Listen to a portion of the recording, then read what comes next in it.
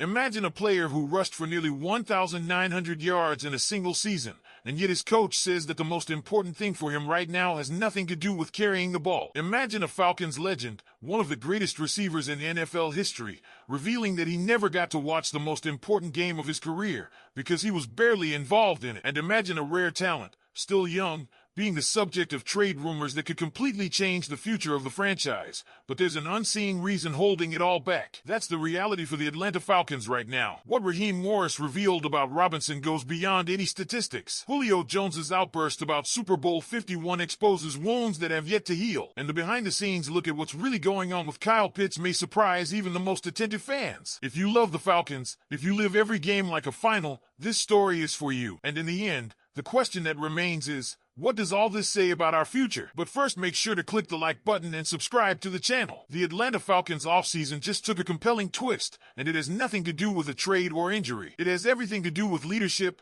legacy, and maybe even redemption. When head coach Raheem Morris was asked what he expected from Bijan Robinson in 2025, he didn't start rattling off stats or projections. No, he leaned in on something deeper, something that can't be measured in yards or touchdowns. Morris pointed straight to leadership. This wasn't your usual coach speak about a player stepping up. It was a clear signal that the Falcons are handing over more than just the ball to Bijan.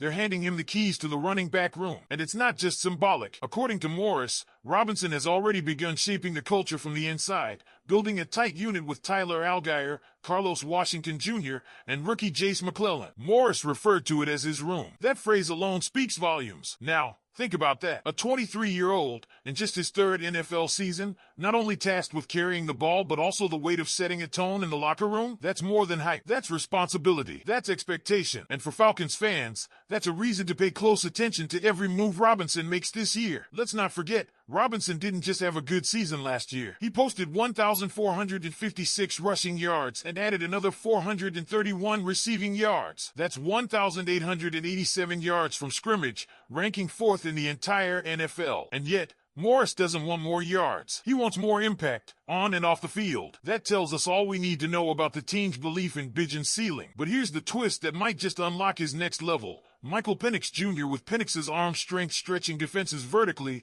Robinson could see fewer stacked boxes. Translation? More space, more explosive plays, and perhaps fewer touches but higher efficiency. Remember, Jahmyr Gibbs had 63 fewer touches than Robinson last year but still finished with more yards and 2 more touchdowns. Now imagine Robinson with that kind of efficiency. That's scary. This evolution in Robinson's role could also have ripple effects beyond the running game. Penix Jr. is stepping into a pressure cooker, expected to be the face of the franchise right out the gate. Having a steady, respected voice like Robinson guiding the offensive unit could ease the transition tremendously. It's leadership by example and leadership by influence. Both matter. And speaking of leadership, another Falcon made headlines, but for entirely different reasons. Julio Jones, one of the greatest to ever wear the red and black, has finally broken his silence about Super Bowl 51. And what he said might shock you. In the debut episode of his podcast with fellow ex-Falcons Harry Douglas and Roddy White, Julio admitted something raw. He never watched the Super Bowl tape, not once. And why? Because despite making what many consider the greatest catch in Super Bowl history, a sideline toe dragger on 2 and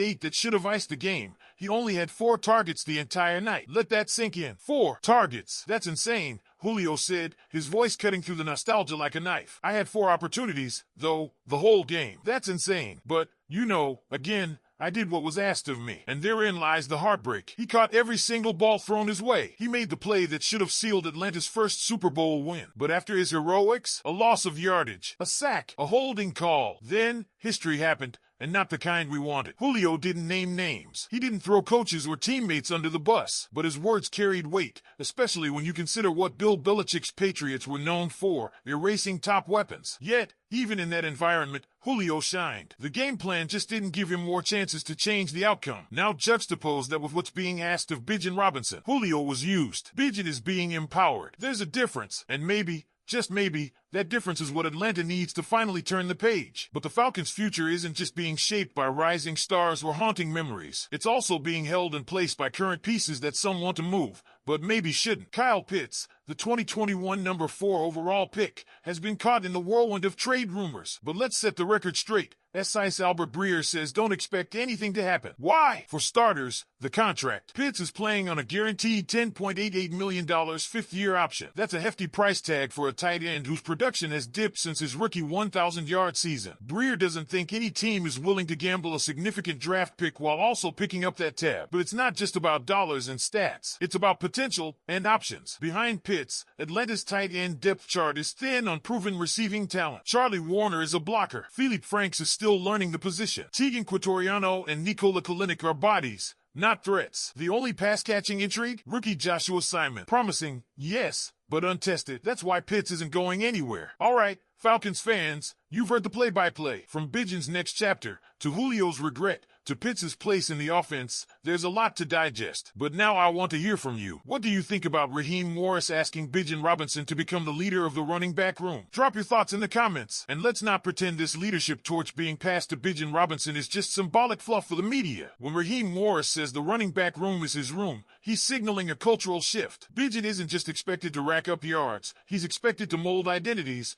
create standards, and raise the bar for everyone in that locker room. That includes young backs like Carlos Washington Jr. and Jace McClellan, both of whom are now looking to Robinson not just for reps, but for rhythm, professionalism, and that hunger to compete daily. And speaking of hunger, Julio Jones's raw comments on the Super Bowl show how unquenched that fire still burns, years later. For fans who lived through the highs and the unimaginable lows of Super Bowl 51, hearing Jones say, "I haven't went back to watch the game," hits like a gut punch. Not because we didn't know the ending, but because we now know how much that lack of involvement stung even him. Jones had 4 targets. That's it for a Hall of Famer. For a game that could have cemented his legacy and altered the course of Atlanta sports history. He made all 4 catches, including the one that still lives in highlight reels today. But he didn't get more chances. And as fans, it's hard not to wonder, what if? It's that same sense of what if that makes the rumors around Kyle Pitts so frustrating. Here's a generational talent who hasn't been given the right mix of health, scheme, and quarterback play since his electric rookie season. But giving up on him now? Not when he's healthy. Not when a new offensive system is being installed. And definitely not when the only other tight end with real receiving potential is a rookie still adjusting to NFL speed. If there's a word that defines this 2025 Falcons team, it's transition. Penix Jr. taking the reins. Bijan stepping into leadership. Veterans like Julio reflecting on lessons learned the hard way, and Pitts, still very much a wild card, being held close to the chest because the upside remains just too valuable. The question now isn't just how talented this team is, it's whether they can learn from the past, empower their young core,